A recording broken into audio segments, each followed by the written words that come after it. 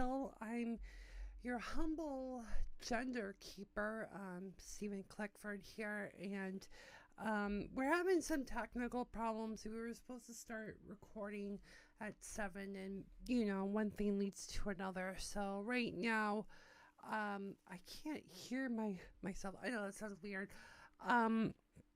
Right now, so the headphones are not really necessary at the moment here until I get some. It's always a problem here on the weekly, so we barely get things on the air.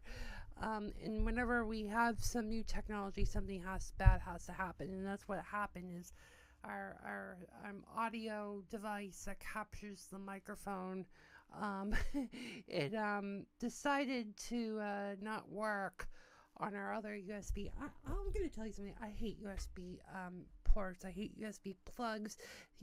People complain about the iOS Apple's plugs. They've only changed twice before USB-C, and it's just a pain in my ass. This is the first purple pill that we're doing in a camera environment. The other episode I did was we tested against a camera, but it's as each episode comes along, we'll improve the product quality. Maybe just go to the iPad because our proof of concept was recorded on an iPad. Maybe that will be easier. We'll eliminate points of failure, perhaps. Anyways, I wanted to. This is being recorded on March 5th, 2024, on International Women's Day. And I want to be honest. I just want to do the... And it's an interesting day that I chose to record this because since the last episode, I kind of was talking to a pal of mine who I hadn't seen in a few years, and kind of have been hanging out. And there's some similarities of the two of us because we both lost our grandmothers. It will be 6 months in 2 weeks, 2 Wednesdays, unfortunately. But this is actually what got me into talking about how women can be very independent and how it can be a curse, because I really do believe it. And actually, I want to be really negative on this because I don't think it's good for society to be independent, hyper independent. And in this case, this pal's mother is kind of an independent woman, stubborn to be vulnerable, stubborn to ask for help, and has to hold themselves by the bootstraps. I noticed this with a lot of New Hampshire women, and I don't think it's a good thing. Quite honestly, I do think this type of, because this is before I kind of discovered maybe that's why women are so independent. As you guys know, New Hampshire is a very purple state on paper, but I think in certain parts it's extremely red, extremely conservative. In the town I live in Merrimack, it's very conservative. And I do think that some people ride on the feminism wave, and they want to be independent and have no man, and yet they're basically teaching our girls the wrong message. And just look at Kelly Ayotte, the conservative governor wannabe. Kelly she's a hardcore social conservative, anti-border, pro-border, pro-intrastate border, let alone the national border. She's against every liberal view without any original thought, and she's married to a man named Jay, who is not an Ayotte, by the way. This conservative woman couldn't even submit to her man. So it's literally her maiden name. She didn't submit to her man.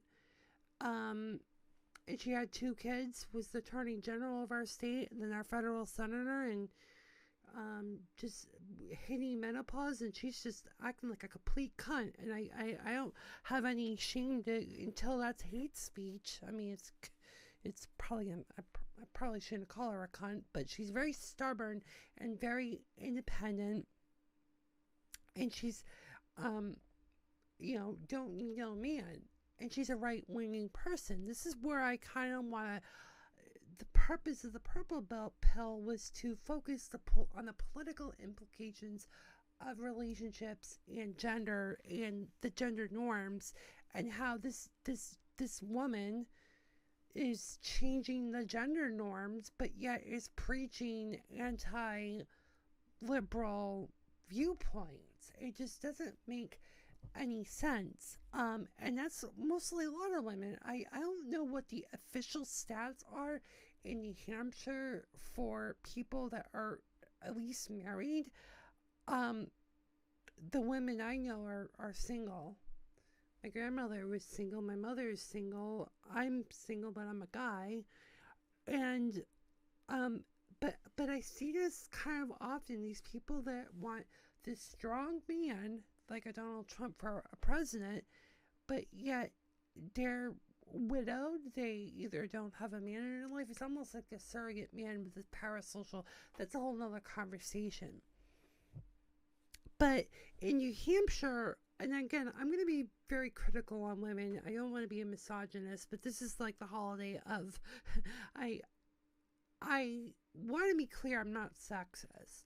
I do believe women needed to, we had to do certain things to raise up women. The problem is we've got all these women that have a lot of muscle. It is very, I don't know how to describe this. It's toxic femininity because it's very predatory. It's like when I'm around a strong woman, like a very hyper independent, need nobody, don't breathe on me type. That is like, I would say 1 in every 2 females in New Hampshire. The stuff that Channel 9 and WCID will not say, because A, they would offend their audience base, because half of WCID's audience is women, and Channel 9's, predominantly female. The other thing too is there's a lot of, and again, I'm not against the policies for women, but in the hashtag NHPolitics, a very formal, legally social media hashtag, again, why do we have to use up so much characters for, social media's got this limits? Why can't it be NHPoly? Like, oh, because it's like the other states, right? We have to be independent. But a lot of the, you had the abortion rights. You had people that are, there just seems to be a lot of niche issues that victims' rights this is so funny. You claim to be independent, and yet when I tune to Channel 9, there's some story out of Concord about someone with an SV, SA, DV, these are rape survivors, whatever. And I don't really want to know about this stuff as a guy.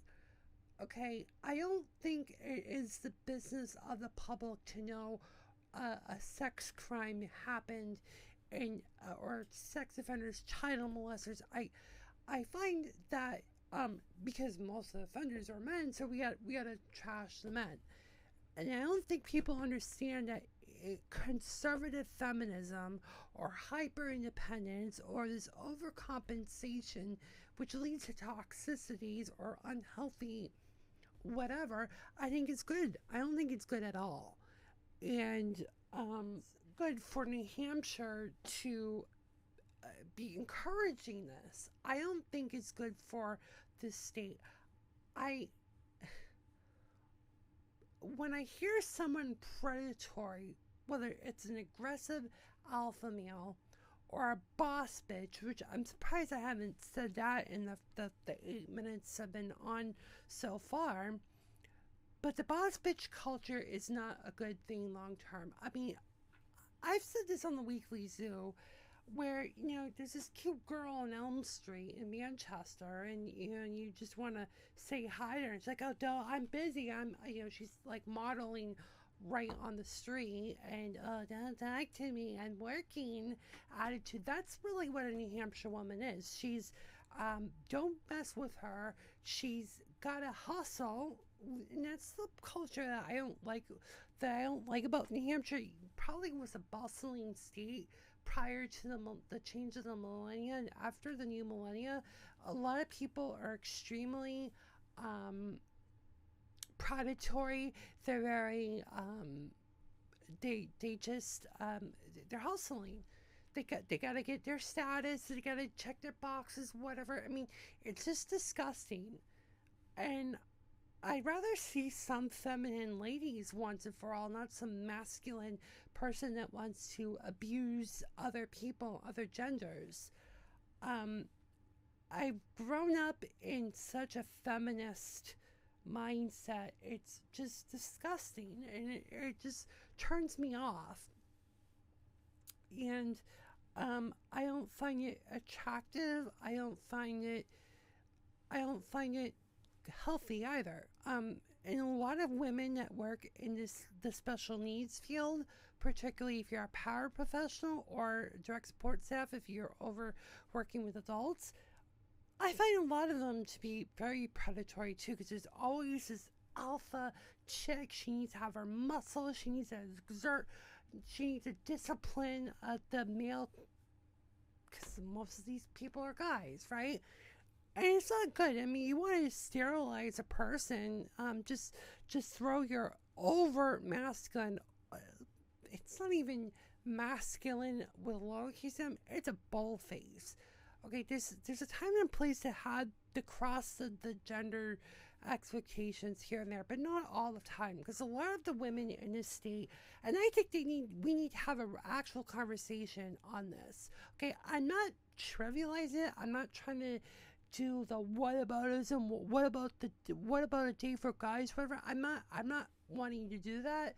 I don't want to do white boys matter, kind of thing. I don't want to be doing that, okay? Because New Hampshire is very notorious for trivializing, Black Lives Matter. There are people out there say, well, all lives matter.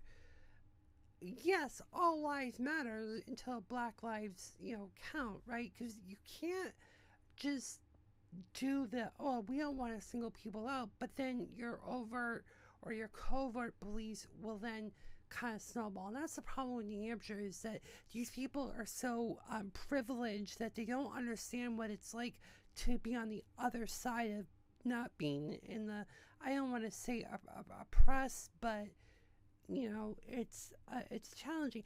The funniest thing is they won't tolerate that kind of perceived oppression Olympics. But again, the white women in this state, I just like, when it comes to the activism of the domestic violence, sexual assault, crap. I mean, you hear it on the news, CASA for the kids, and I just don't freaking care, because it's none of my damn business, to be honest. I don't fucking care if you've been raped.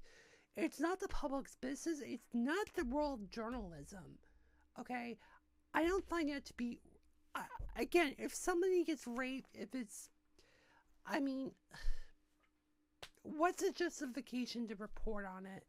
I find that the local media tends to get the receipts in the RSA W1A request, the right to know. I've talked about this on the Weekly Zoo, in case Kelly Ayotte was a repeated violator of said law. But the local media will use the public records law to get a lot of the criminal records, not the towns that cook their financial books, which is the purpose of W1A. They don't do that.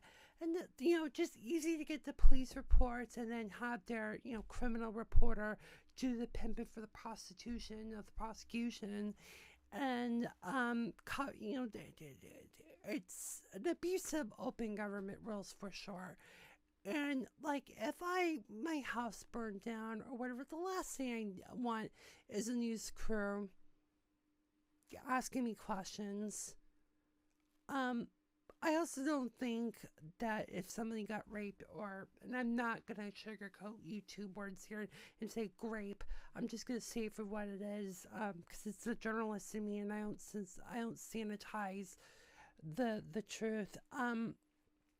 But I'm not gonna sit here and um sympathize with, you know, to me, if you've been raped or sexually assaulted, it shouldn't be a public info. And again, there's been journalistic scholars saying, do you, name the victim? Do you keep and there's a lot of journalistic ethics in reporting these things. I I don't even care about what happened at the youth detention center. And I'm sorry to say it that way, but um, I think with the media reporting on sexual assaults and rape and stuff like that, that you might be encouraging the behavior, you're not shaming it. And I don't know. I feel like it creates a false sense of reality, because then it amplifies this need for security, protect the women, believe all women, and I really don't feel like from a public information standpoint it should be covered. Because let me tell you, the New Hampshire media complex that is now mostly Channel 9 and the Union Leader, their fear factor for the last 30 years, glamorizing the sexual stuff, the sexual assaults and rapes, I think has seeped in to multi-generations of New Hampshireites that all men must be rapists. Anyone that looks weird must be a child molester. I'm not kidding. I've said shit about Channel 9 in a 2021 episode of the Weekly Zoo, where they, on their non-news show, The Chronicle, our evening magazine of modern time, they were interviewing this woman, the self-made woman, and because she's a woman, blah blah blah, they were literally simping this person, and I couldn't believe the overt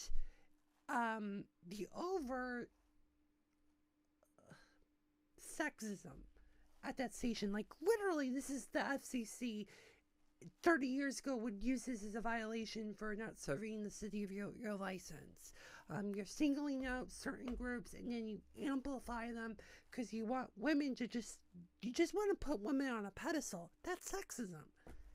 And I feel like their messaging that they put in that newsroom for the last 3 decades have had caused adverse effects to the people in this area code, this single state area code, about men. And when I did the Crisis in Masculinity for BCOP TV, Channel 6 and the Minifig World, we didn't talk about the competition. It was, I remember we were talking about the competing media outlets, and it never went through in the writing and the reporting of it. But I would say that Channel 9 does have overt sexism biases in their reporting. They put women on a pedestal and then they just smash men, not in the sexual sense, but just batter them. And like, for one thing, I don't want to hear about battered men or abused men. I don't want to hear this stuff. I think there's a lot of municipal and state corruption, and Channel 9 doesn't want to give up their sources to get favorable reporting. And the problem is there's an adversarial relationship with the state government and its people. That shouldn't be that way in most democracies, but that's a whole nother conversation for another day. But in terms of the sexism, in terms of the boss bitch culture, in terms of putting women up at the price of all the men being bad, I think it makes New Hampshire look really bad. There has been a lot of gender barriers that were broken in New Hampshire over the years, but I just I don't.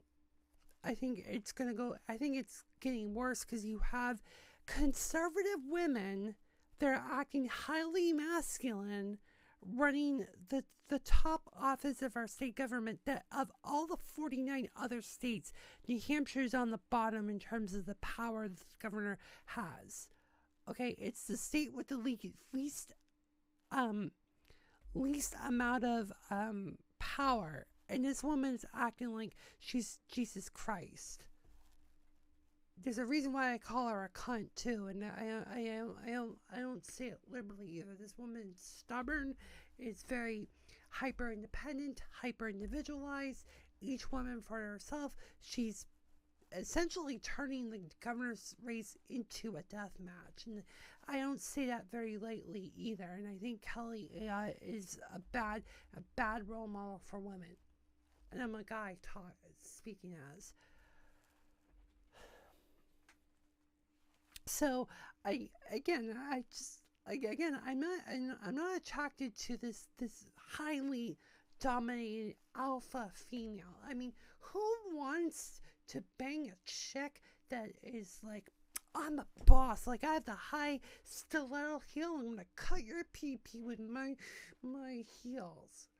That's how women are in New Hampshire. I'm sorry. If you're offended, screw you. Because we had to take the heat for many years.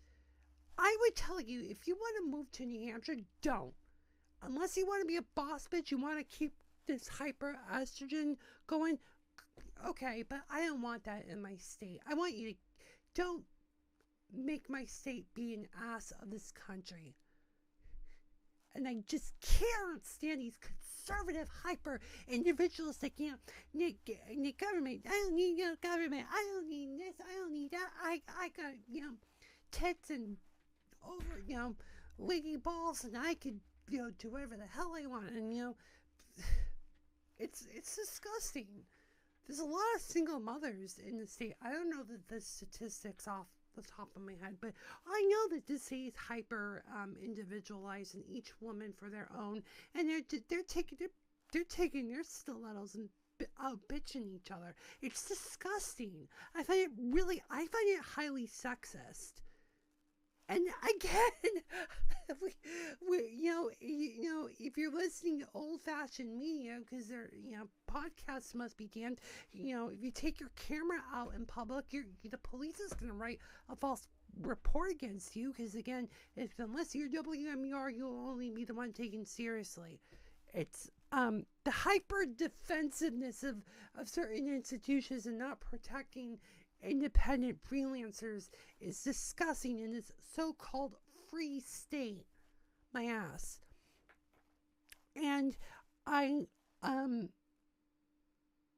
it highly more offensive when it's conservative women that are playing the feminist card. It's because it's one thing to expect that with leftist women, but when they're just trying to ride a wave. And I find that to be highly fakery as well. I just think it's disgusting. And I just, again, I don't like the boss bitch culture that is being fostered in this state. And like I said, going back to the media, which is where I was kind of going at, because there isn't other media outlets, and I'm not trying to say let's put up men on a pedestal and say, the white, let's put the ditzy, guy with I should have dressed like a stereotypical young punk New Hampshire, where the guy's often a built dude with an oversized hoodie. He's got his hat, and he looks like a fucking punk ass. The men are bad in this state too. They're ditzy, they're stupid, they don't really know much of anything. All they know is their trade. Great. Be a trade person. But if you're trying to do anything else, fuck you. Screw you. And most of the free seers look like punk asses too. And they're creep jobs as well. Just trying to be fair here. And yeah, it's kind of what can I say? It sucks to be an average guy in this state. When you're not enough because you don't have the lady parts. Yep, you don't have the lady parts. So, International Women's Day, my ass, because the right-wing nut jobs and a few lefties just make themselves look like a joke at the price of guys. And as much as men drive me nuts, I think we do need guys, right?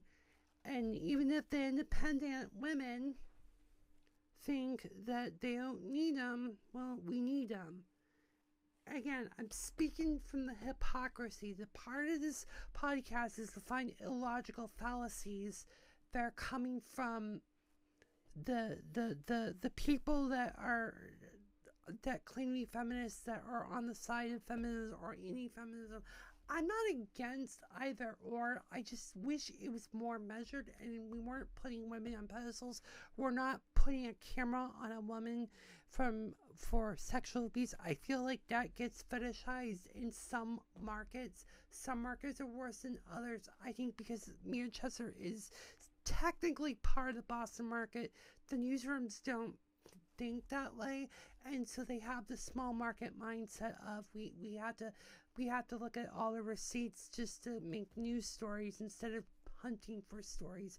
The people are lazy as hell in Manchester. The producers are overworked, but that doesn't excuse their behavior of going into their primal animal state of going to the court, getting all the records, and just they're not even going there. They're probably getting it digitally through emails, so they get the JPEG of the weirdo guy with the copy of the court stuff, and then they're just putting it on. They're literally regurgitating. It's propaganda. I'm sorry. This isn't how a United States local media outlet should be functioning. I mean, Jesus Christ alive. El Paso, Texas has more journalistic standards than Manchester, New Hampshire. I mean, it's disgusting.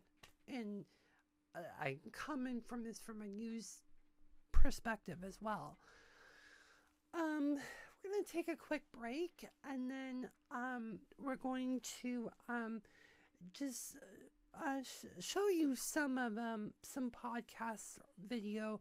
We'll go to the tape on that and talk about that for a little bit. Just sample it. There's so much toxic crap on. My point was, I'm just gonna take one podcast and then just capture that one and work on that one as like a sample instead of just like, because you'll go crazy if you try to find them all, because they put so much content on. I mean, I used to put a lot of content, but it was like at least 10 videos a week, if not a month. So we'll get to that in a moment. This is the purple pill.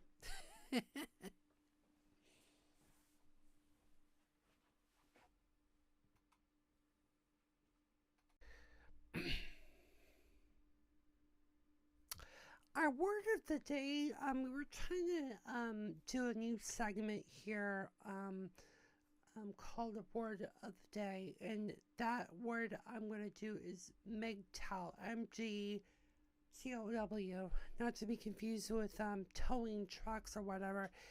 It's an acronym, a literal acronym called Men Going Their Own Way.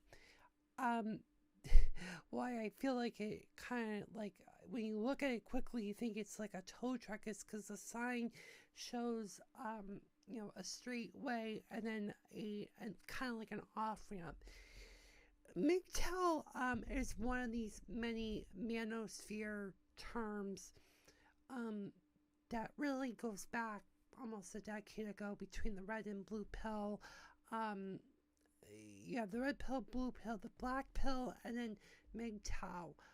men's rights groups, pickup artists, and all that. As I'm thinking this out loud now, but MGTOW is the type of guys that literally check out. It's almost like incels, but I'm not sure if it's exactly that. But MGTOWs are typically a community of men checking out of society.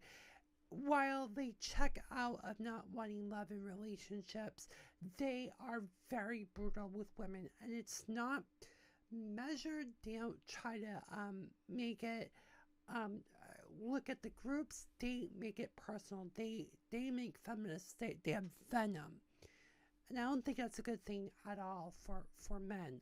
I think it leads to more extremism, and really a lot of these fringe groups really didn't merge until probably about the pandemic, when all these groups came together and they're all, strength in numbers. But when it's weaponized, I don't think that's a good thing. Now, our second episode of the Purple Pill, but I just thought I wanted to get to the gist of this just on International Women's Day about the whole like hyper individualism. I think it's a bad thing. I don't think it ends well for our state. I'm just getting over from another cold or a flu or RSV kind of a thing. I got sick around Christmas, and then just about a week and a half ago, Friday I got sick, and now I'm just like runny nose. I must be allergic to dust and stuff like that. So I've been really working on cleaning up the workspace, trying to get this to work and stuff like that. But I'm gonna end the show here because I've done this. I mean, Sosnick's voice, his voice didn't get raspy in this episode. He thought mine was bad. He just goes on and talks. But it's good to sometimes listen. That's a part of our show we're gonna do. So anyhow, with that being said, it's the end of this episode. We will come back next time. We'll talk more about this. Again, I didn't really get enough. One other thing I wanted to say with the hyper individualism, that stuff, that kind of came up. I think that needs to be discussed here in New Hampshire in terms of yes, it's okay for women to be vulnerable. See, we're trying to do this with men, but the women have forgotten that skill in New Hampshire, because this whole granite state, we live to our bedrock. I don't think that really ends well. Be stoic, to be I don't think this is a good thing, and it turns people, both men and women, men need to soften up a little bit, and women need to as well. And I don't like the robotic nature of things, and I see it way too often in this part of the state. I find it disgusting. And again, I guess one other thing I would say with New Hampshire in terms of its gynocentric culture is, I think it's almost to the point where you don't want us here, right? It's like going into a girl's or a women's store kind of thing, and you kind of get the creepy vibes. But when it's a state and we're feeling like we don't belong here, I think that's a really bad thing. Well, this isn't the last time we're going to be talking about the politics and the gender and how women in a conservative state have this much power and think they could get away with misandry or inverted misogyny as well. I think this is something we need to talk more about. But that's all I want to say for this episode. Keep it kind of simple and keep it on point. Till next time, we'll be doing this again.